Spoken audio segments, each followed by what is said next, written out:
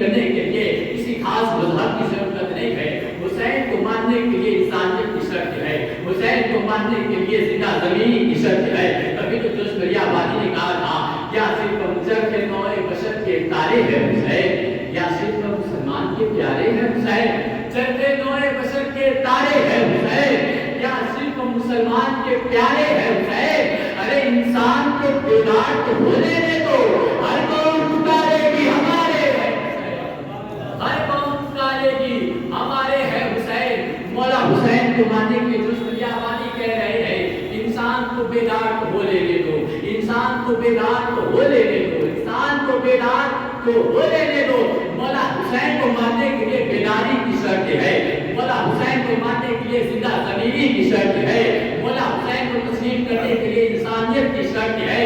کبھی تو شاعر نے کہا سنیے کہاں حسین ہے. شاعر کہتا ہے خیال و فکر کی تہذیب کے شگون میں حسین, سکوت لوح بشریت صدائے کن میں حسین, برہمنوں کے بھجن گیانیوں کے کن میں حسین. ارے قلندروں کی زبان صوفیوں کی دھن میں حسین. کہاں حسین ہے, ذہنوں میں حسین ہے, فکروں میں حسین ہے, گمانوں میں حسین ہے, سانسوں میں حسین ہے, دل کی دھڑکنوں میں حسین ہے, مزاجوں میں حسین ہے, مسیحیت کے سکون میں حسین ہے, مسیحیت کی آواز میں حسین ہے, خیال و فکر کی تہذیب کے شکل میں حسین, سکوت لوح مسیحیت صدائے کن میں حسین, برہمنوں کے بھجن گیانیوں کے کن میں حسین.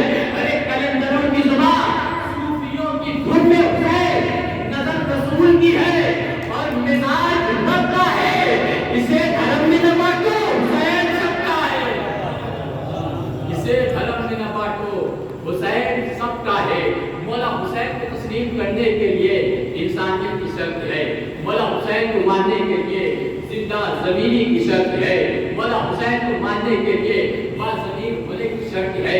تبھی تو گرو نانک نے چیلے سے کہا تھا جاؤ جاؤ حسین کا ماتم کیا کرو, جاؤ جاؤ حسین کی فرش ادا چھایا کرو, حسین کے گریہ کیا کرو, حسین کے نوابنا ہوا کرو. تو گرو نانک کا چیلا کہتا ہے اے گرو میں مولا حسین کا گریہ کیوں کروں, مولا حسین کا فرش ادا میں کیوں بچھاؤں, میں ان کے لیے کیوں بہاؤں کا کیوں کا, اس لیے کہ مولا حسین مسلمانوں کے نبی کے نواسے ہیں, مولا حسین مسلمانوں کے پیشوا ہے, مولا حسین شیعوں کے امام ہے.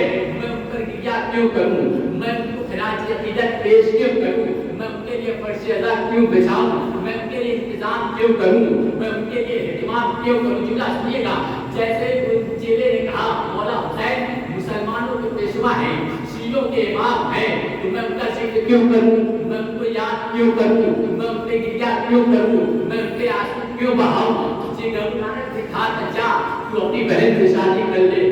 سبحان اللہ. سنیے گا, جیسے اس نے یہ جملہ سا چہرہ تھا لیکن اس کی پیشانی پہ غضب کے آثار نمودار ہونے لگے. کہا کہ کیسی باتیں کر رہے ہیں, میں اپنی بہن سے شادی کروں گا, کیوں نہیں کر سکتے.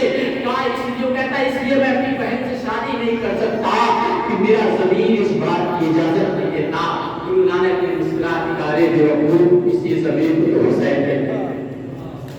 سلوات پڑھے محمد والے.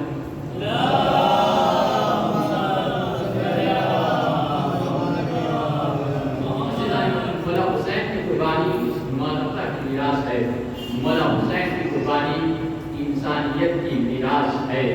عزیزوں, واقعہ کربلا میں رسول خدا کی جو شہادت ہوئی ہے وہ 11 ہجری میں ہوئی. مولا حسین کی جو شہادت ہوئی ہے وہ 61 ہجری میں ہوئی ہے. یہ 50 سال کا عرصہ تاریخ اسلام کا ایک اہم موڑ ہے. جو کچھ بھی ہوا کربلا کے میدان میں, جو کچھ بھی ہوا اس کی پوری ذمہ داری نبی کے دین پر تھی, نبی کی شریعت پر تھی.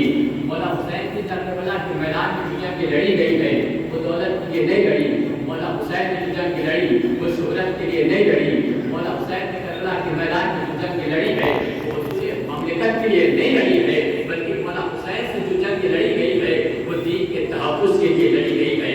مولا حسین سے جو جنگ لڑی گئی ہے وہ خانہ کعبہ کے وقار کو بچانے کے لیے لڑی گئی ہے. مولا حسین سے جو جنگ لڑی ہے وہ قرآن مجید کی صحیح تفسیر کے لیے لڑی ہے.